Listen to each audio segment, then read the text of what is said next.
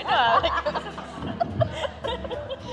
This is cute. It's just so good. So good. I mean, how long is it going to take me to get here? It's feeling low. It's okay. You know, it's a Saturday morning. You're all good. It is. Yeah. We try it every third. Saturday mornings is hard. Yeah. I think everybody is okay. I'm not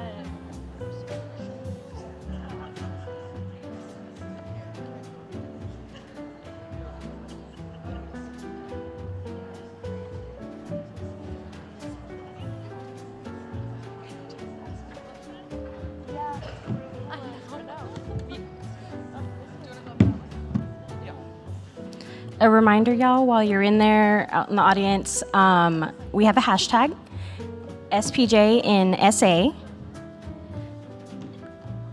And that's it. Thank you so much.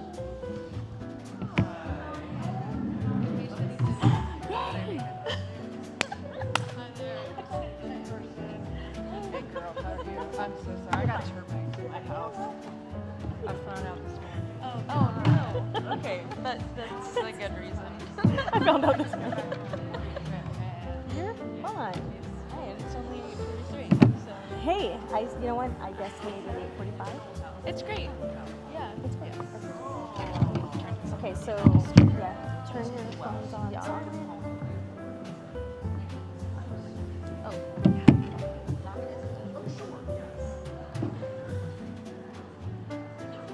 Testing. Testing.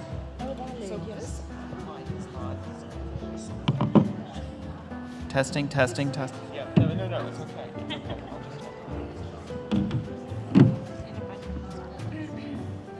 Testing.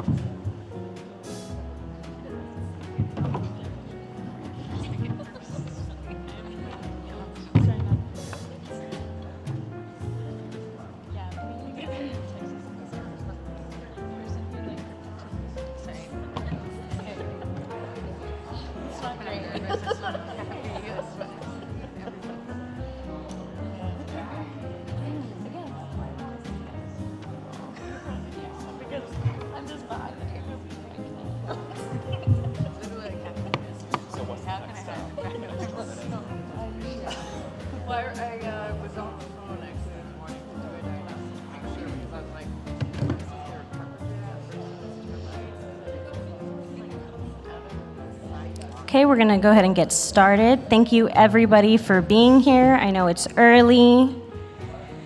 It is now 8:45. We're at Texas A&M University-San Antonio.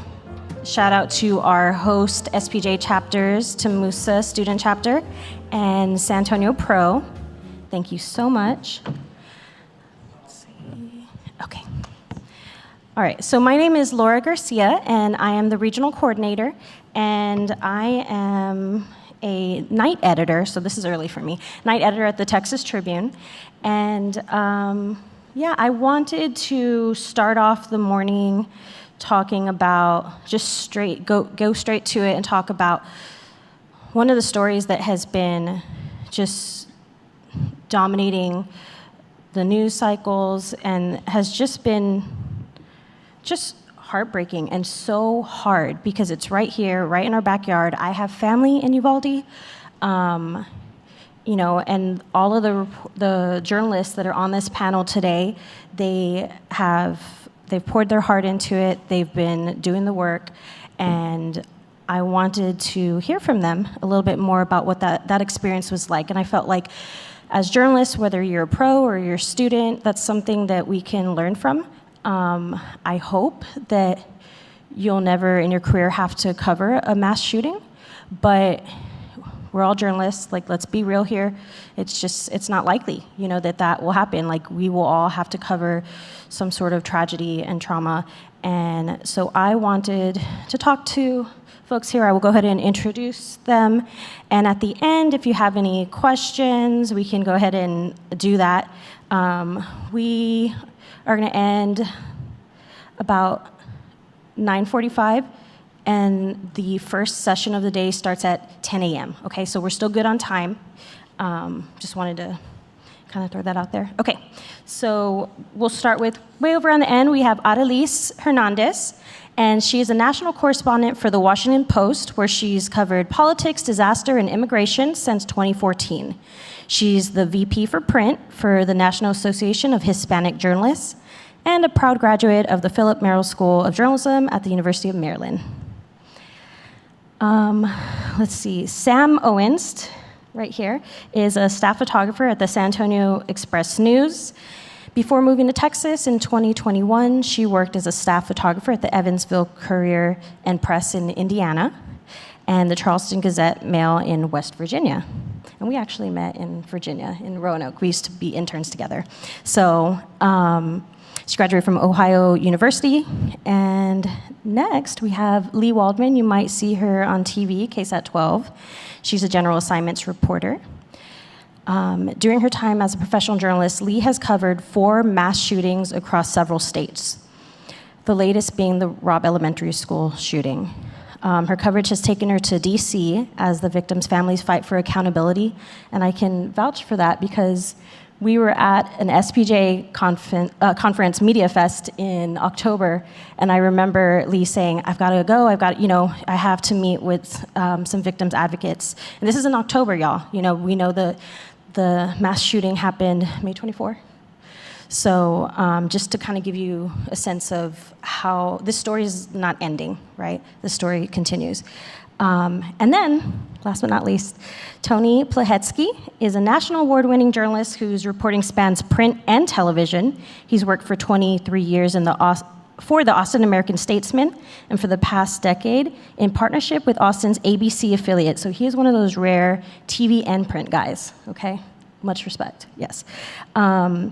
His investigative reporting has resulted in criminal indictments and changes to state law and other government reforms. He was the lead reporter for both outlets in accountability reporting after the school shooting.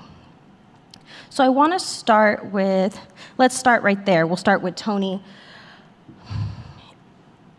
I'll go ahead and if you don't know, Tony and his outlets, they published security video footage showing authorities waiting 77 minutes before finally entering the classroom at Robb Elementary School, where gunmen had killed 19 students and their 2 teachers.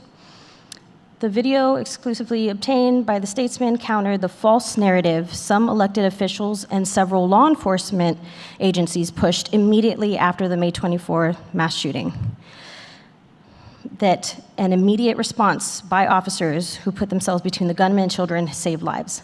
And this is something that with video, when that came out, I think at that time we were all scrambling to find out what happened, what went wrong, what happened inside that school. And so that was the first sort of peek inside. Can you tell us a little bit about the decision to go with publishing that?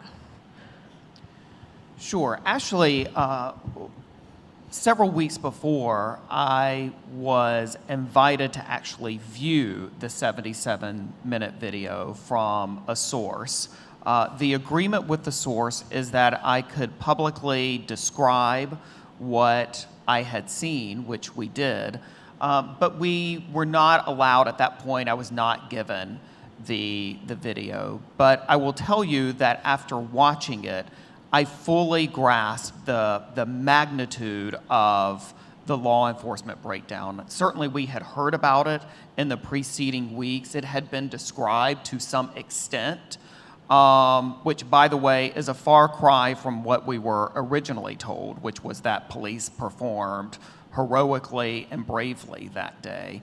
But the truth is, after we had a full grasp of what happened, we did push in our reporting to try to actually obtain the video over the next several weeks.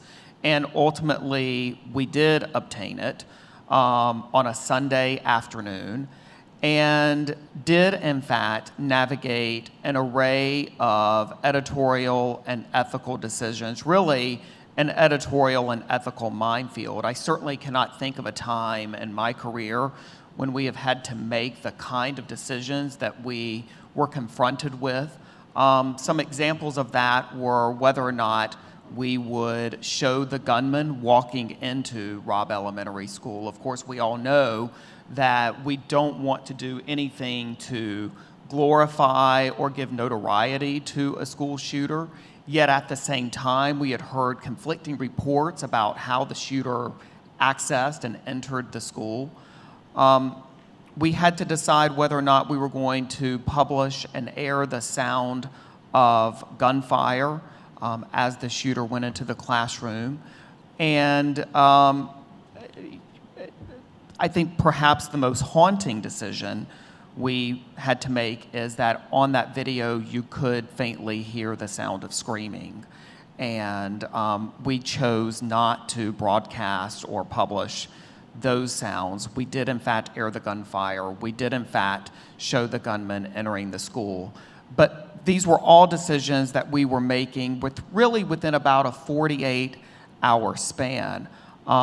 I can tell you that given the gravity of the information that we had, and considering what we had initially been told with regard to the law enforcement response, our decision point for us was not so much whether we would or would not air the video. It was more about how we would go about doing that.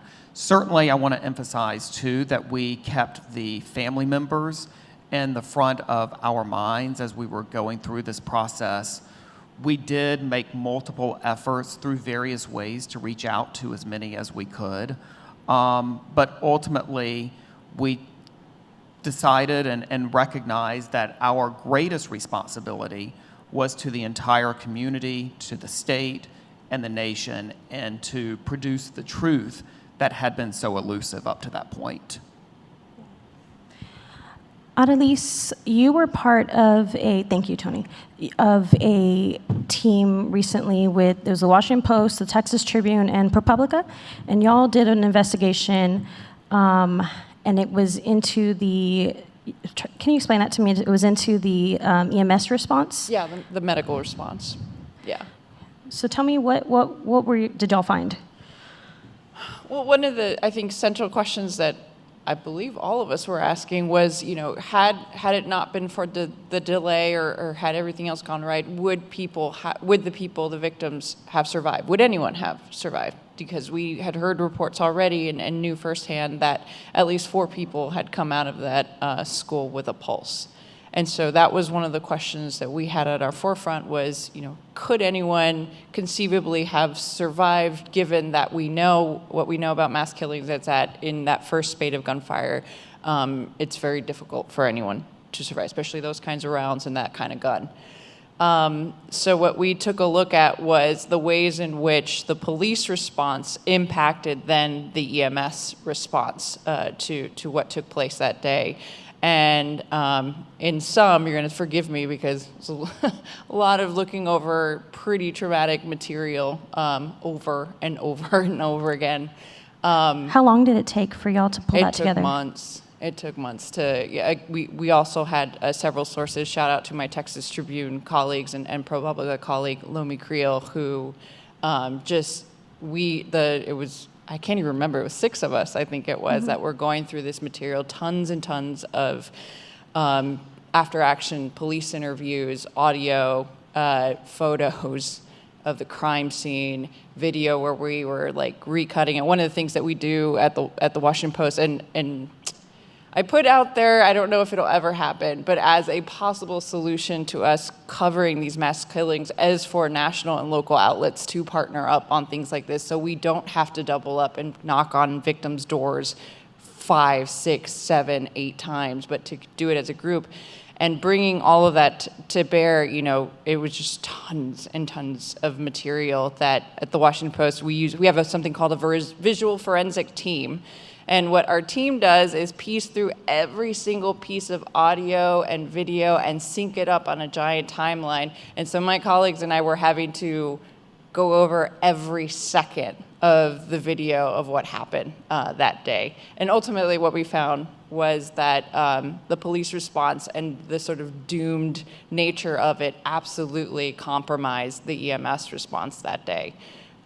We couldn't conclusively say that anyone would have survived because we didn't have autopsy reports at the time. We knew that families had seen them, and we had gotten some families to talk to us about what they read, but ultimately it was a lot for the families to look at these autopsy reports and come up with, to read it in the way that maybe a reporter might. So that published December 19th. Yeah. Leigh, can you talk about what it's been like working with the families and just staying so close with them, and how often are you in Uvalde? Since the shooting happened last May, we've been there every single week, multiple times a week, meeting with these families, and it's a very unique experience getting to see them in this way, because so often after a mass shooting happens or a mass tragedy happens, the media, we swoop in the first couple of weeks, and then we leave. We check back in at a 6-month mark or at a year mark. And I think as a whole with this tragedy, everyone was touched by what happened at Robb. And as media in general, we decided we needed to go about this differently. So ABC News, our parent affiliate, they decided they were going to spend a year in Uvalde. And our bosses at KSAT gave us the same opportunity. They said, as long as the network is there, if you all will commit to being there as well, we can commit to giving you the travel, giving you the time to go there. So we've been there every day, essentially every week since this happened, and it's coming up on the year mark. It's a very unique experience to be invited to a cemetery to celebrate Christmas, to celebrate birthdays, to celebrate Dia de los Muertos with people who hadn't celebrated it before, but that was the closest way that they could be with their kids, be with their moms that they lost during this time. So it's been a very unique but also very gratifying experience to be let into a child's room that isn't coming back home again, to touch the last thing that they were able to touch that their parents got back. Laura Garcia's guardians, Nikki and Brett, they have his water bottle from the classroom that day, and it has bullet holes in it. And they've allowed us to touch that and feel that, see A-Marie's last pieces of art she had.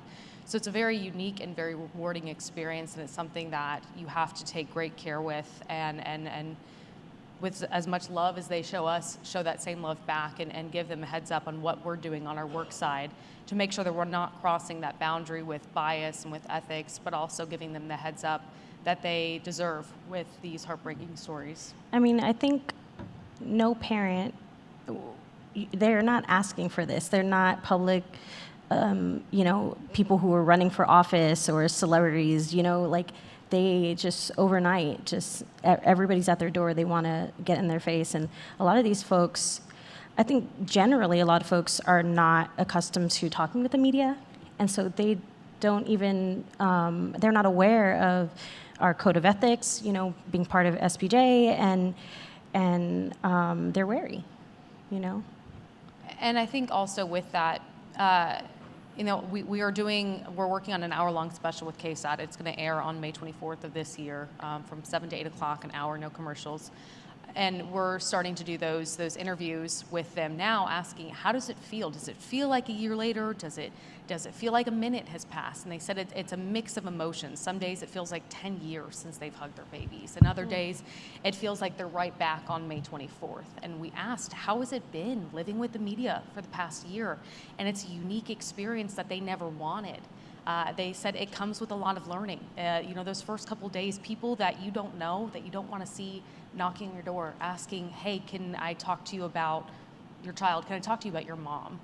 But they've also said that also comes with family relationships. They talk about Sam all the time, and shout out to our girl here, because Sam has also become a member of family to all of these 21 families. They formed their own family, and so it comes with good and bad with that, and it comes with learning experiences. And they said, there's things that have been traumatic over this last year, but there's also been moments of joy with media. So I think it's a very delicate balance. I want to call attention to the photos that we're seeing that are in the background. These are all Sam's photos that she has shared with us, and I think that, a lot of attention when you see the bylines and stuff, you see the name of the reporter, and you don't always take into account what the process is to capture those moments and those photos. And you'll spend sometimes just hours with a family, right? Just trying to capture what's going on. Can you tell me about maybe like a moment or something that you had covered there? Yeah. So like Laura said, I'm a photographer. I'm always behind the camera. And so thankfully, my editors at the San Antonio Express News have given me a chance to spend more time with folks in Uvalde because they recognize that making images of people in an intimate space take a lot of time, a lot of trust building, because, it's uncomfortable to have a camera in your face. I mean, I'm behind the camera for a reason. I mean, I love to capture moments and see what unfolds in front of my camera, but to get those candid moments takes a lot of having the person be okay with you around to take a photo at any time. And so a lot of the beginning of my process of spending time in Uvalde was just introducing myself to folks that I had a feeling we would want to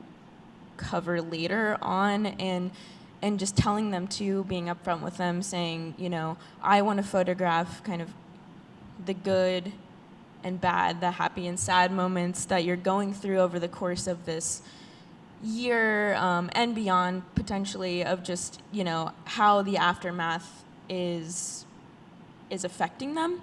But again, like I said, that's a lot of, they have to have a lot of trust in you to be able to photograph those intimate spaces. And I always am amazed by how often people do let you in once you explain your purpose to them, because honestly, I don't know if I would be the same or not. I mean, I would like to think that I would now, just from knowing my process, but it's, a lot of folks would not let somebody in to be with them for hours. And so, I mean, like Leigh was saying too, I've been invited to birthdays, I've been invited to Dia de los Muertos, to parades, to other things, going to DC with them, to see them push for accountability.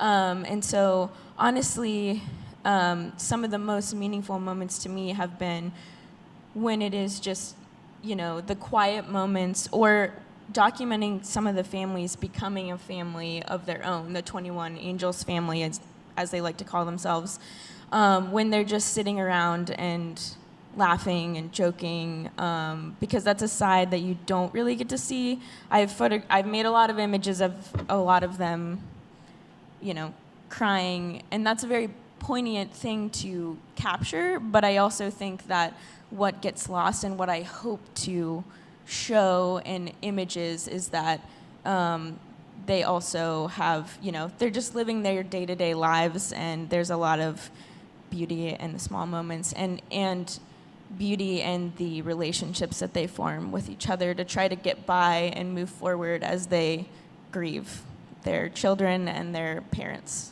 Yeah. How do you, so you're spending hours and hours with these families, and you're interviewing them, and you're feeling what they're feeling. You're exposed to it, right? There's this sort of trauma of just being around it. How do you sort of shake that off, or can you? That's a great question that I'm trying to figure out, and I'm sure any of the journalists up here can attest to that. What we see, whether it's footage that we're going through or interviews that we have with them, or me just kind of watching how they interact with the world, I mean, it does affect you. And I'm still trying to, yeah, of course. I mean, we're human. I think, too, that's the number one thing that I try to stress to to folks that I'm documenting is like, I wouldn't be here if I didn't care, and I think it's important to share your story. And two, it's very, it's that separation between, it's hard to shake off when you go home, because you feel just very entwined in their lives. And so having to, figure out the ways that that you can practice self-care, which is a huge and very kind of nebulous topic. Yeah. You do yoga, take pictures of your dog. Yeah, for sure. Yeah, I do a lot of yoga. I go to therapy. That helps a lot. Okay. And to just like finding other ways to be, disconnected from work as much as I can. But it's also, it can be, you have to acknowledge that it can be all consuming. Yeah. So I want to acknowledge that we're looking at this panel here, and Arelis and I are Latino, and you have 3 white reporters. What is Arelis, if you don't mind talking about like the demographics of Uvalde and how that is unique in how you're approaching them as sources and trying to explain that unique culture, I think, and part of Texas to like your national audience? Hard question. Yeah, thank you. Sorry. In full disclosure, it is very difficult for me to talk about Uvalde. This is not my first mass killing. Might be my 9th or my 10th. Oh.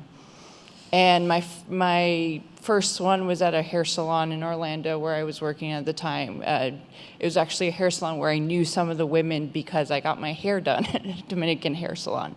So I knew some of the victims. And my second one was Pulse, the nightclub shooting, which deeply impacted the Puerto Rican community there, which I was a member of.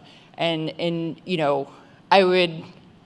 it's just a reality that each one hits you differently. For any number of reasons. Some of it's sort of what therapists will tell you is that proximity is a big part of that. And so however proximal you are to the particular tragedy, it can affect you differently. That's why Pulse hit me differently. That's why the Dominican hair salon killing hit me differently. And Uvalde broke me. It started with Pulse, and I think Uvalde absolutely broke me because the first person I met, I was at a hair appointment when we first got the news with my mom. You were here in San Antonio? Huh? You were in San Antonio? Here in San Antonio, and we got the first sort of notice that something weird was going on from the Facebook post. And I've been a breaking news reporter now for almost 15 years, and I'm used to knowing what that feels like and when something feels real and when something doesn't. And in this case, I wasn't sure it was real or not, because what was it? It was like school is on lockdown, maybe one person shot, I think is what they initially said, and you couldn't get through to anybody in Uvalde to try and figure out what the hell was going on.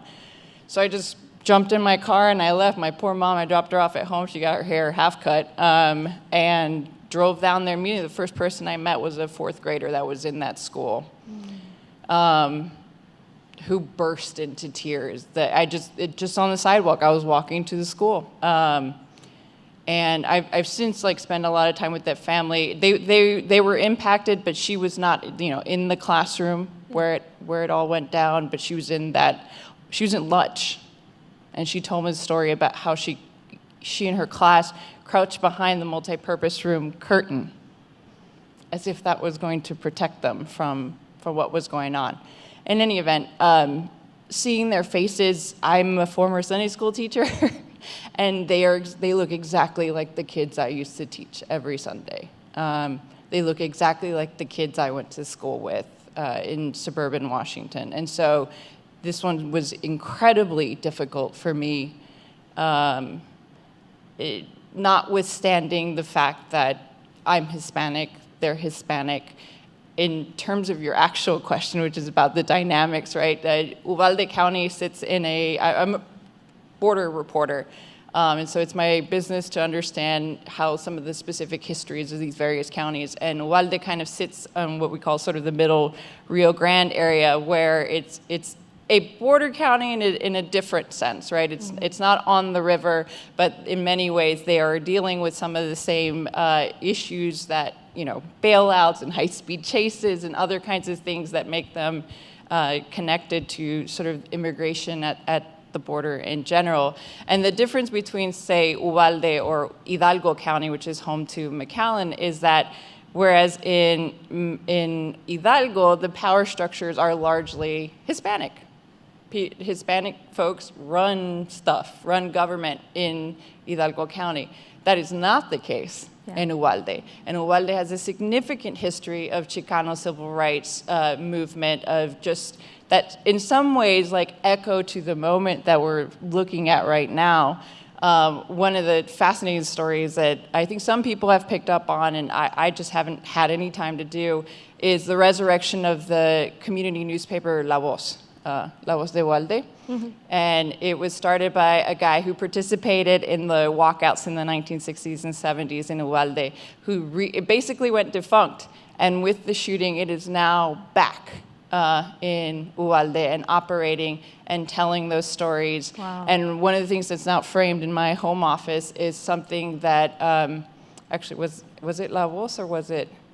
Yeah, it was in La Voz. It was something that Kimberly Garcia, Anne-Marie Jo's mom, wrote. Is one of the most devastating pieces of anything I've ever read in a newspaper. I know it's like obscure, but it was in La Voz. La Voz gave her a platform to talk about these things. And I think these are part of the dynamics that we cannot ignore as we go about reporting these types of stories and giving people across the country, because my mandate is a national audience, a sense of place. And that's sort of one of the things that whenever I go into these many mass killings is to give our readers a sense of place, that these things don't happen in isolation, that they are absolutely part of an entire context and history and power dynamics and structures that exist within that one city. Sorry, long answer to your question. No, it's perfect. I think I'm originally from Cotulla, Texas, which is an hour and 15 south of here. And a lot of those dynamics, the people that are in power in that tiny, tiny town that didn't even have a police force until very recently, and because of the oil boom, that's the only reason why. But it's you see those dynamics, you see that, and a lot of times, and this is not what the panel's about, but in those areas you see corruption. You see, because nobody's watching, because there aren't newspapers out in these smaller communities, right? And so I love hearing about La Voz and that happening. Can you tell me, there is a Uvalde paper, there is a community paper there, but can you tell me, I wanted to come back to Leigh, you had a story that recently came out, and I'll read the headline. Families of Robb victims left feeling swindled. KSAT investigates bawling for Uvalde World Weekend. 20 out of the 21 families have sent this man from Houston a cease and desist regarding their loved one's name, image, and likeness. Can you tell me a little bit about, I'm not seeing a whole bunch of people reporting on that yet. So Nathan Cuomo, who goes by Nathan Baller, came to Uvalde pretty soon after this tragedy happened, and he rented a home there. He quickly got in contact with all 21 families. They have a group chat, so if you kind of get in contact with one, you're able to really get in contact with all of them.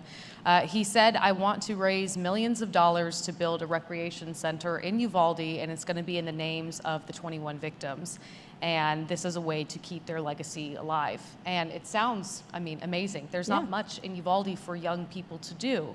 So this sounded incredible. And he said, I'm going to do it by having a celebrity soccer match in Uvalde, and we're going to bring a big music festival. And it was supposed to happen the first weekend in February. He made very big promises that he did not keep. And it became very evident the closer we got to the date that this was not going to happen. He promised Drake, Rihanna, Bad Bunny, we're all going to be in Uvalde. And you chuckle because that's what he said, but Rihanna's not going to Uvalde, Drake's not going to Uvalde, he's not getting in contact with any of these people, but he's saying it's going to happen, and he starts to sell tickets for this event. And he told us in a November interview that he had sold 4,500 tickets to this event. To survivors that are living in the Just Uvalde to community. children in the community. He said they were 4,500 sponsored tickets so that children in this community could go to this festival. At a minimum, those tickets were sold for $15. At a minimum, that's $67,500 that was raised. And that's money that he told us on an on-camera interview that was being held in the Baller Academy bank account. We went and did some digging. He claims to run a nonprofit called the Baller Foundation. We pulled IRS records. He got his 501c3 certification in 2017 and lost it in 2020. If you look at the IRS records, and if you look at their standards for having a 501c3, if you go 3 consecutive years without filing your 990, you lose your 501c3 status. He lost his, claimed he still had it, claimed he was holding that money in the nonprofit's bank account. That wasn't true. Claimed to be working with the Uvalde Volunteer Fire Department for their nonprofit. They said, we don't want nothing to do with you. He claimed that the city was going to open up a bank account to hold in this money. The city said, we will do that, but you're going to have no access to it. That threw up a red flag for them. He didn't like that he wouldn't have access to that money. So after reporting from our outlet and then also other outlets in Houston as well, looking into this guy's background, he suddenly dropped off the face of the planet. The families can't get in contact with him. This money that he raised, where is it? Is it still in his bank account? He won't answer any of those questions. He claimed he was a professional soccer player with the Houston Dynamos. A quick call to the Houston Dynamos, he never played for them. They have no record of him playing for them. We brought that to one of his old school teachers, trying to get a better idea of who this guy was. They had no idea that he never played for them. He goes by Nathan Baller. A man whose actual name is Nathan Baller contacted us and said, hey, I'm seeing my name in your stories. I'm having debt collectors calling me about this man. What's going on here? He goes on camera with us and talked to us about these debt collectors. There's another nonprofit in Houston called the Baller Academy. Yeah. Nathan Cuomo approached the founder of that nonprofit that still has their nonprofit status 6 or 7 years ago and said, I'd like to work together. We have the same name for our company. Let's join up and continue to help kids in this company or in this area. The founder of the Baller Academy, Reginald Hardy, he told me that his mom died when he was 3 and his dad died when he was young. He said God gave him a sixth sense and he knew how to read people. In that moment when he talked to Nathan Cuomo, the hair stood up on his arm. He said he heard the voice of God telling him not to work with this man, and he decided not to work with him.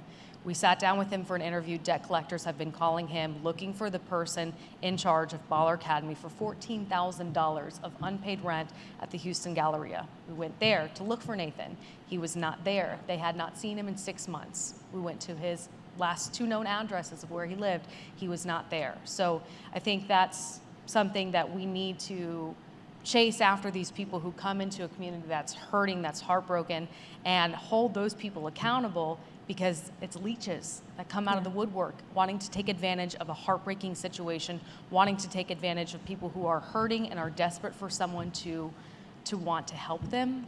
And that's what they were promised. And we spoke with Marie Jo's step-grandma, Berlinda, and she said that Nathan Cuomo was just as bad as the man who started all of this to begin with, talking about the shooter, because this man took advantage of their families in a time of incredible heartbreak and incredible need. And he's evil. I mean, and he has nothing to say for himself. I think in this case, Nathan, we can say he's probably a bad actor, right? He's a bad guy, right? Someone who's taking advantage. While you're doing this accountability reporting, y'all, sometimes it's not really evident that the person is bad, right? Like, or that agency is bad, or that they messed up. Like, it's kind of gray. Or the community's feelings about, how would you feel about the police department's response if your loved one works there, right? It's a small town. So how was that? Did you come up with those sort of conflicts with folks that, there's these narratives that are out there, they're seeing stuff on social media, but they're like, hey, like, my dad works there, or, Well, I think that was part of the problem very early on, even like in a very broad way. Like, our government, I believe, beginning with the governor, but also, federal officials as well, wanted to believe that police did exactly what they were trained to do and were supposed to do that day. So I do believe that there was sort of an element of confirmation bias that happened in the very earliest hours and in the earliest days. And I think that it was true of officials that once they started getting information that, wait, this did not go exactly how we hoped it would, believed it would, thought it would, and then that trickled down all the way to the ground level and the community level. And I think that just intensified the feelings of hurt and anger and disgust and fractures between families and family groups and other people in the community. But I think it started at the very top, frankly, on that day and in the hours after the shooting that day. It became so, and it still is, very politicized and intertwined with this sort of gun control. It's strange. It's just strange. Does it feel that it's hopeless, right? Does it feel like there's going to be another mass shooting? We're never going to figure out the whole gun control issue, gun reform. Does it feel like that for y'all, or is it just me? I think the one thing that feels hopeless is just getting to the full truth of what the hell happened that day. We still don't fully know, but for the work of, frankly, journalists in our state and our nation who have relied upon sources to give all of us information at different times, we probably wouldn't know a fraction of what we know right now.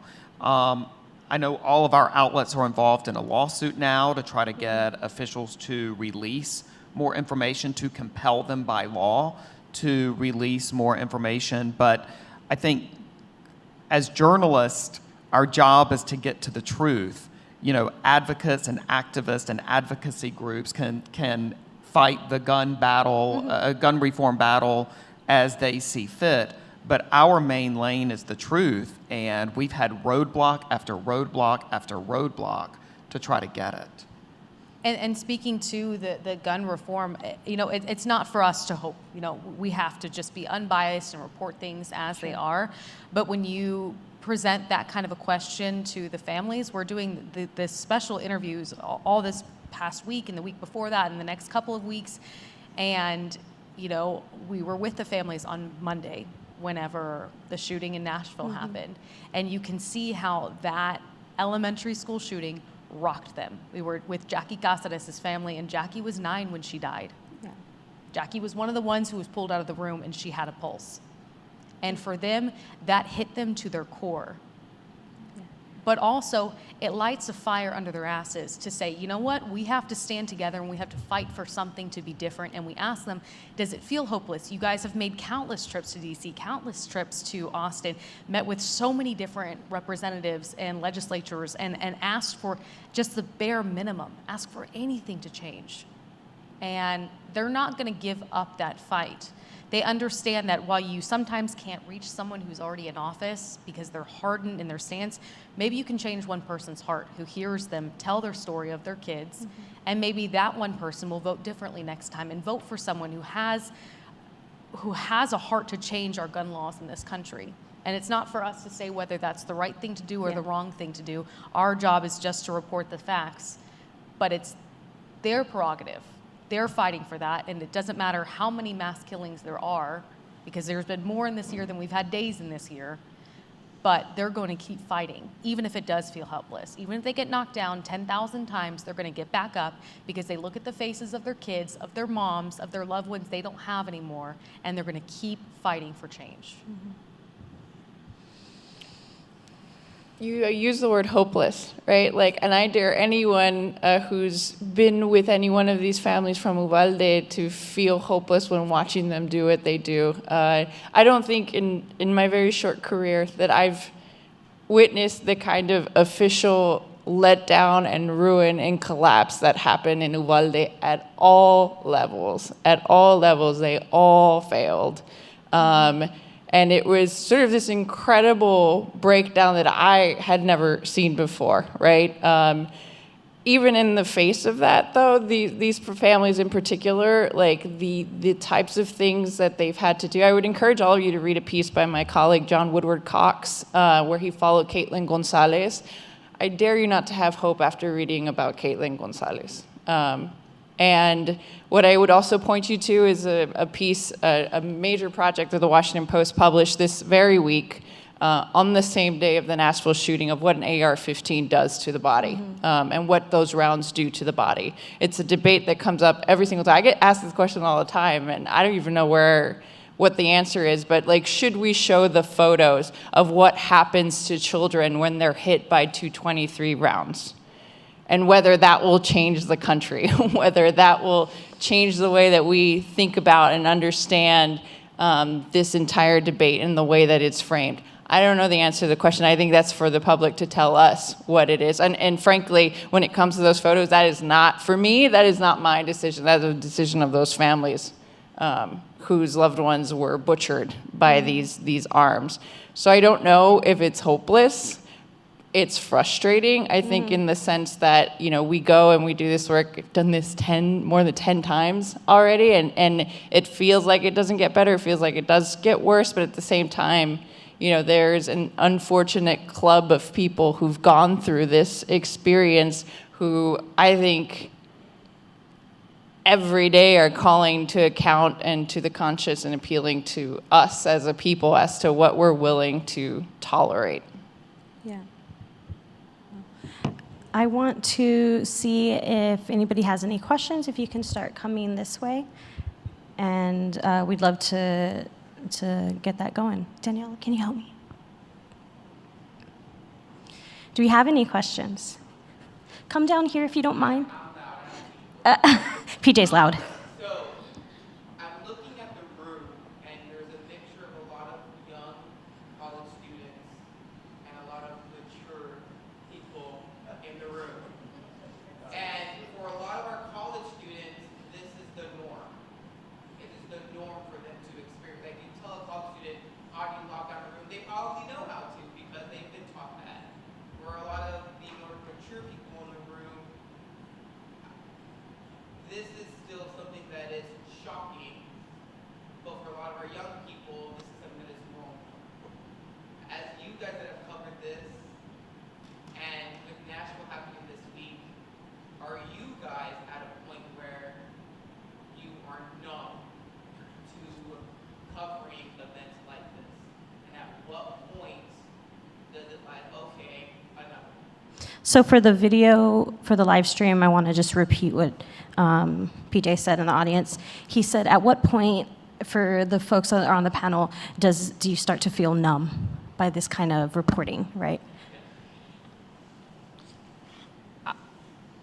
I think we're in trouble if we reach a point that we have any sort of numbness around a mass shooting.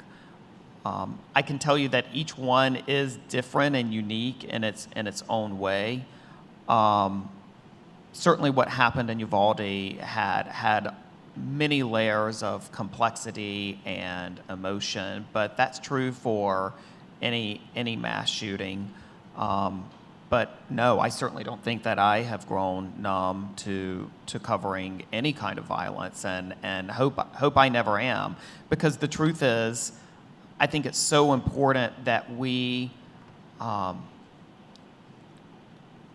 convey accurately the pain and the anguish of a community or of families. And I think that in order to do that suitably, to a large extent, we have to feel as much as we can what they're feeling to be able to most accurately convey that to the public. I think if you become numb to this, then you probably aren't in the right job anymore. I don't think you can hold the hands of grieving parents or kids that survived that classroom and not feel something. You know, being there the first day. You hear and you see things that you should never hear and see, and you should always have your heart in this. We're still people at the end of the day, and so I think you should always lead with your heart too as a journalist.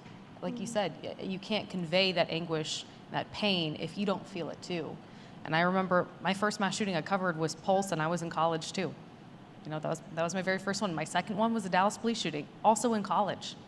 So it doesn't matter how young or old you are or how long you've been doing this, it still hurts the same hearing those stories. It doesn't change. I'll just echo everything that they have been saying too. You know, we were talking about feeling, do we feel hopeless or not, about if things will change. I will say, covering the Uvalde shooting was the first time that I had covered a mass shooting.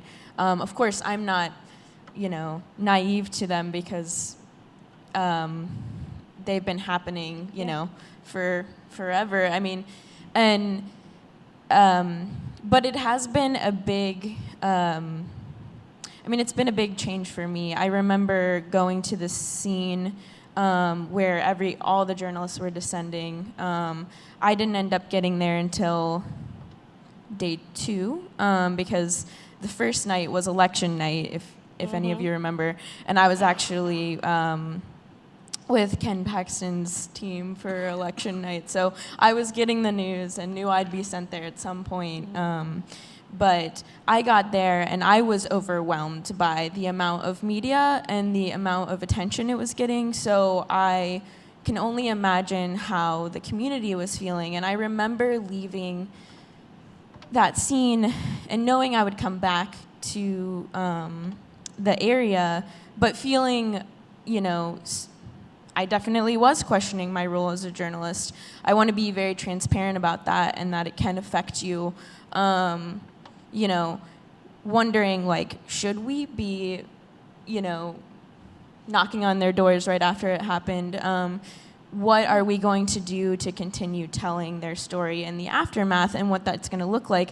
And my hope, and I think everyone's hope here, is that, you know, I don't want to be naive to think that one of my images could change the whole entire world, but you do hope that your stories and the images that you share will affect people looking at them and make them think about policy and their own community and hope that it spurs, you know, some change in them. Obviously, as journalists, you know, it's not up for us to decide, but you hope that that it moves the needle a little bit and that we all don't become numb to this as a society, which sometimes it feels like we have because it keeps happening over and over again. And I will say too, I took the day off on Monday because I knew that I was going to be in Uvalde through the rest of the week. And I was like, okay, I'm going to turn my phone off. And then I saw the Nashville news, and it's really hard to not get sucked into it all and not feel affected by the news happening and wondering about how the families are feeling and then talking to them about it. So I don't think any of us are numb, but it's, you know, you have to be careful that it doesn't fully wreck you so that you can't do it later, do the work later. Go ahead. Thank you for sharing that, Sam.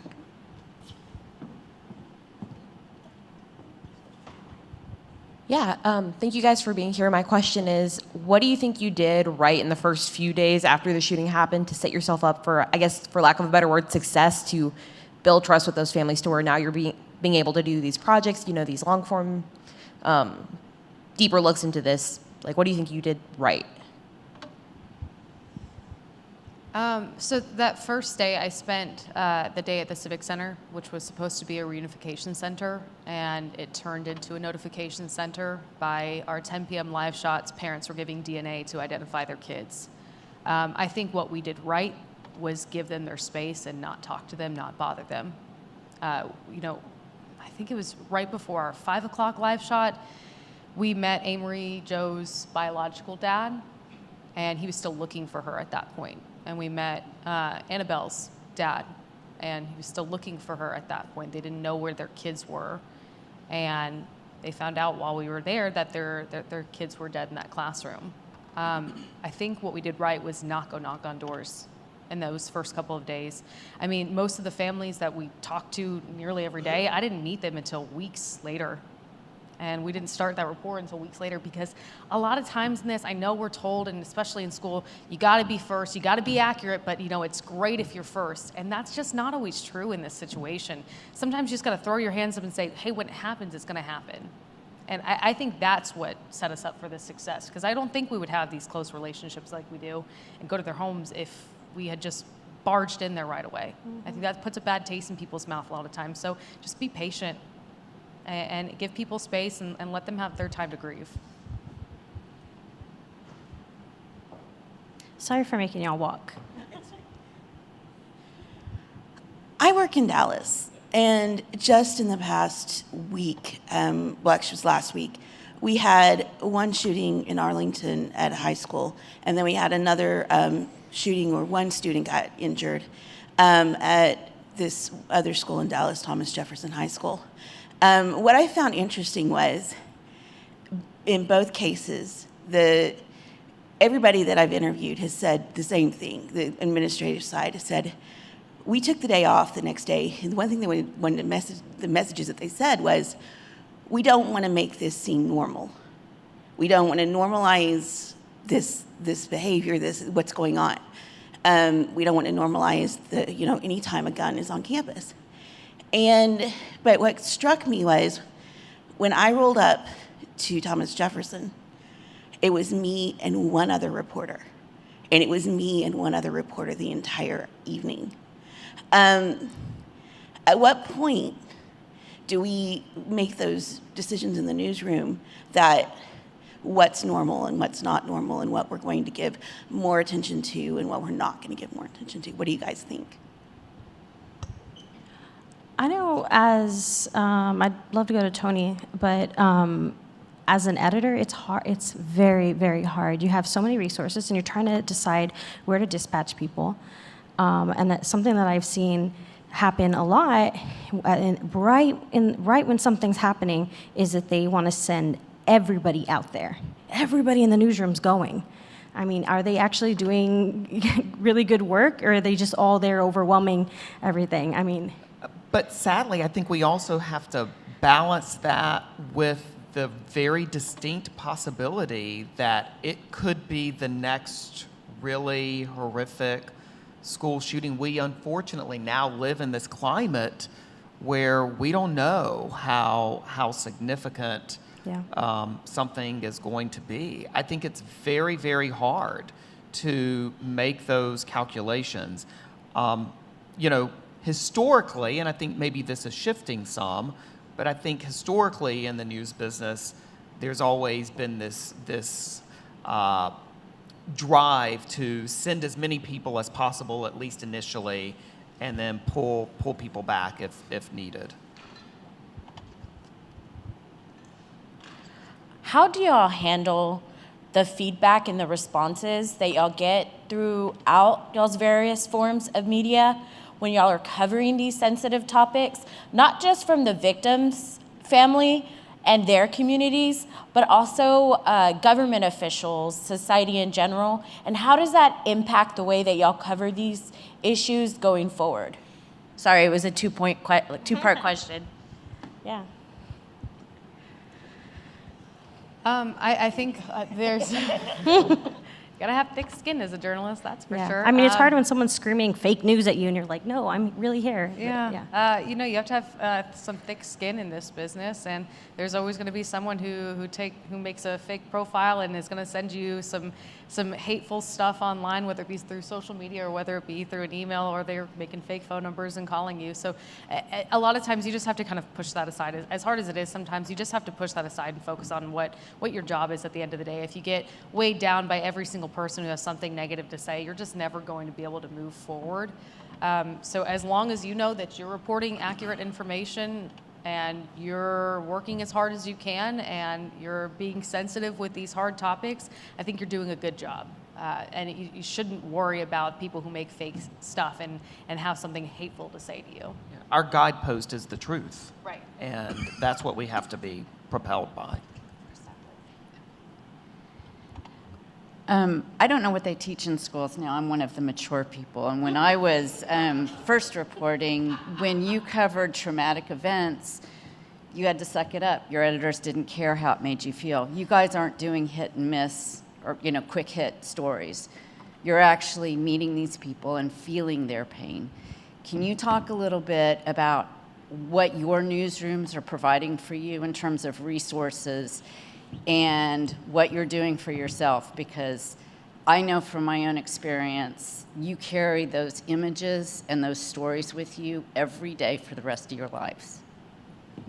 Such a good question. I can tell you that historically newsrooms are incredibly bad at this. And I do think that something has changed in the last couple of years in particular. For example, prior to us having to sit with hundreds and hundreds of hours of pretty traumatic video and photos, things that you never want to see, the Post brought in the Dart Center to walk us through what to anticipate, tips about like timing yourself, and like giving yourself breaks. It helped that we were a team of 6, so we were able to divide up and not have to go through certain pieces of media that, were too much. And we would indicate to each other as well, as like, this is too much. I'm not going to do this tonight. And so our editors gave us quite a bit of space to like decompress. What we were trying to do in that particular situation was awful. And I'm not gonna lie to you, I get panic attacks. Like I had a vacation planned right after Uvalde, and so I was there for a straight 48 hours, the first 48 hours. And then thankfully I work at a national outlet where, other folks can come in and help, pull that in. But like I had panic attack on the way to Hawaii. So it helps and to have, editors who are conscious of those things. But therapy also works. So make sure you take care of yourself. I will say, I think that newsrooms are getting better at acknowledging that there is an issue and that it stays with us. But I think we're all trying to learn and navigate how to figure out how to ask for what we need. And so I will say the Express News has, I've had editors tell me, thank you for all the work that you're doing. Let us know if you need anything.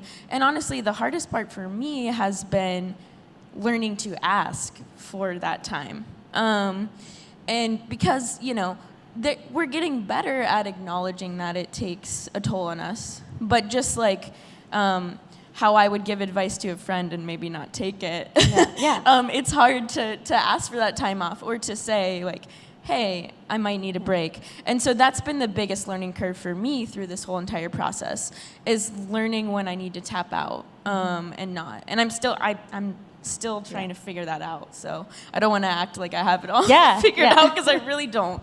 But I will say at least we are all starting to talk about it more. And I'm hoping that will change the tides as we continue moving forward with this. Absolutely. So I know y'all talked about one of the ways that you really work to build trust and keep in touch with these families was sending them, your stories before the whole world saw them. Where is the line ethically? Like, would they ever ask you to take something out that you were like, that kind of provides important content? Like, how did you handle that when that happened? So that's not something normal, is sending stories. In the normal day-to-day job, we don't normally send things beforehand. I think that you can't treat what happened at Robb with normal gloves. I think you treat it with delicate gloves when you're dealing with people. So I know with our Nathan Cuomo investigation, we sent it to him. This is what we found out. He lost his nonprofit here. This is what he's done. There was also a documentary who came in, Charlie Min, who wanted to create a documentary where he was asking kids who survived Room 112 to give graphic details of what they saw that day. And when we were doing those interviews, I would say, hey, this is what he said to us, just so you're aware, this is going to be in our story. And I think there was never a point where they asked us to take anything out. They just appreciated knowing beforehand, before the whole world saw it. And I think when you're doing this stuff, it's not a normal story. It's not what we do on our typical Tuesday. And that's okay to treat it differently, because it is different. It is extra heartbreaking. 21 people who weren't going home. 22 if you count Joe, who died a few days later after what happened to his wife, Irma. So I think if you can approach it differently, still hold true to your ethics. I mean, you have to get out the story, but if you let them know beforehand, I think that helps them cope and deal with it a little bit better. Shimon, he's not here. He works at CNN. He's done some incredible work with his team and some great investigative pieces, and he has a standing Zoom call where he'll let the families watch his story before it airs that night. They can ask whatever questions they want to ask, and then it goes on usually at 9 o'clock with Anderson Cooper, and he just lets them see it just so they're aware, hey, this is what we found out. Yeah. Thank y'all for your vulnerability with this group and for sharing your stories and for the work that you guys are doing covering this. Kind of initially, maybe she mentioned, kind of questioning, do I go knock on doors or something like that? What ethical challenges, especially initially in the beginning, did you guys face as a person, as a journalist, and what did you ultimately decide, I guess, ethically to do, how to go forward? My experience is that differs from newsroom to newsroom and even journalist to journalist. I certainly had colleagues who did not feel comfortable approaching families, particularly in those very earliest of days. And it's hard to fault them for that. I do think there is a balance, though, that everybody has to consider, which is, it has been my experience just in my career, not necessarily with the Uvalde shooting, but frequently families do want to talk. And what is our responsibility to make that invitation to them or give them that ability? And I think that's also a part of our responsibility too. So it is a balancing act. I think we have to weigh each situation differently. And, to an extent, I think it's an individual journalist or an individual newsroom's decision. Yeah. Last question, okay, y'all. Hi, thank you for this. I was freelancing for the Times in Uvalde starting on Tuesday afternoon, and I was there through Friday. And starting on Wednesday, I was asked to knock on doors. And I remember, I seeing you there, Arelis, and just want to know if you think, are these big national newsrooms, the Times, the Post, thinking about doing this differently? Because I remember I could have stayed longer, but by Friday I thought that I couldn't do this anymore. I had one grandfather telling me that he understood we had our jobs to do, these were important stories, but his family's gonna get out of town to avoid us. So do you think there is real movement happening at the national level with maybe doing this, like you said, in a collaborative way, or are we kind of stuck with this? I can't tell you what all national outlets are doing. I can tell you what the Washington Post does. Every time we have one of these things happen and we cover them as a newsroom, we have debriefs afterwards, about what worked, what didn't work, what are things that we can improve. We actually recently, so as not to reveal too much about the inner workings of the Washington Post, but we recently did have sort of a big meeting to talk through ideas about the ways in which we can enhance our coverage and pick our shots, right? And this is sort of the challenge. It mirrors my challenge as a national correspondent in the state of Texas, which is covering 4 countries. Is to be very judicious about the kinds of stories that we want to tell and how deeply we want to tell them. And one of the things that we've fallen back on is what are things that the Washington Post, and I guess to some extension the New York Times, can do that other people can't do, that other outlets can't do. And so I think there was sort of a conscious decision on the part of my editors and our team that what we could do was the deep accountability work, was to to work with an outlet like the Texas Tribune and ProPublica that very much mirror our standards and our way of thinking about investigative work and making and trying that. This was new for the Washington Post. I'm not going to lie to you. Partnerships are very difficult between newsrooms. Thankfully, we had a bangerang team that made it work. But I think that's something that we're constantly thinking about. Do I think we execute and like when things happen, just kind of throw everything in the air and just run at it? Sometimes, yeah. But I do, there's absolutely conversations, there are absolutely like very conscious decisions that are being made. Some things, unfortunately, like are inevitable. I've been told, I don't know, that knocking on doors is part of the job, trying to find people.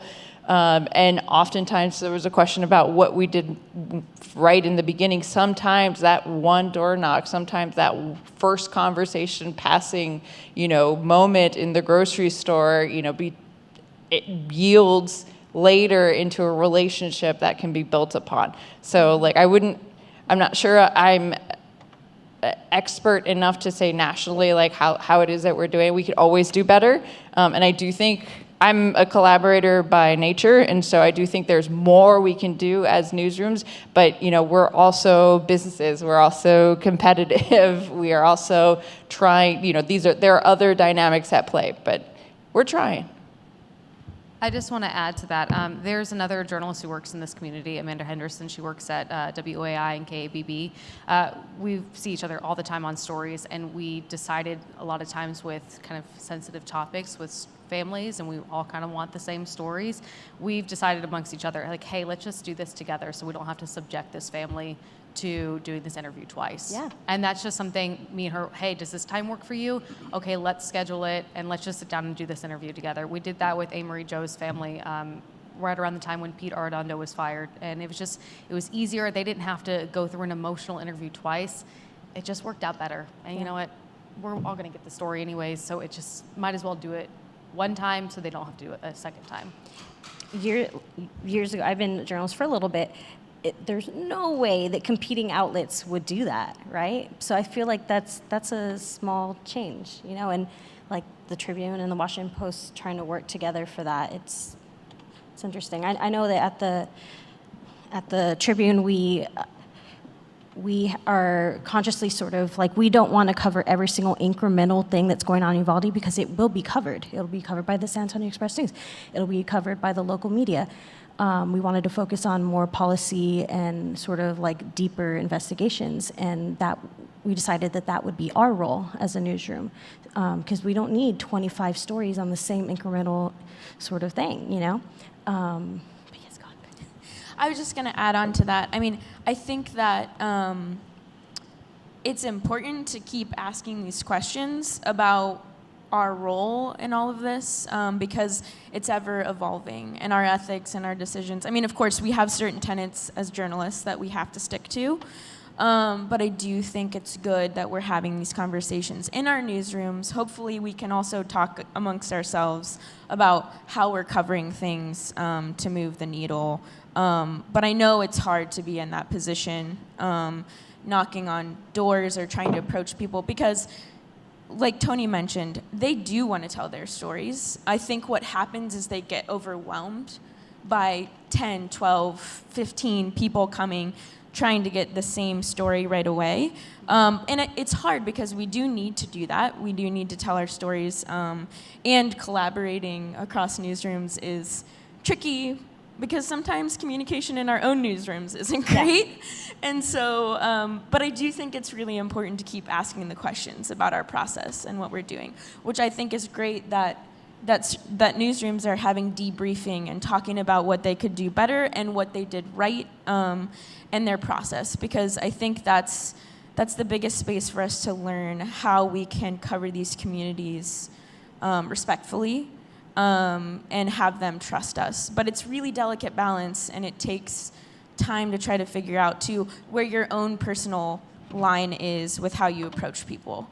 And that's also an ever-evolving process of, like, what you're comfortable with when you decide whether it's too much or not. And it takes a lot of time to to build that line within yourself and learn. And it's okay to be questioning that too. I think that's the thing to take away as well, within yourself and with your organizations. If I could just to highlight, if you haven't followed the work of Edgar Sandoval at the New York Times as well, who's not here, who's based here in San Antonio, you should definitely check it out. And my buddy Tamir Khalifa, who has done incredible documentary photojournalism and is probably with Sam all the time with these families, spending a lot of time. So if you haven't seen their work, please take the time to go check them out. Neither one is here, but they're a big part of sort of this community of journalism around this story. I want to thank you all so much for being vulnerable, for being honest, for, we didn't have a script, as you can tell. It's kind of going crazy, but for being here and for, letting everybody hear this. And I want to apologize to the audience because we are severely over time, and we need to get going for the rest of the conference. So thank you for being here. Thank you.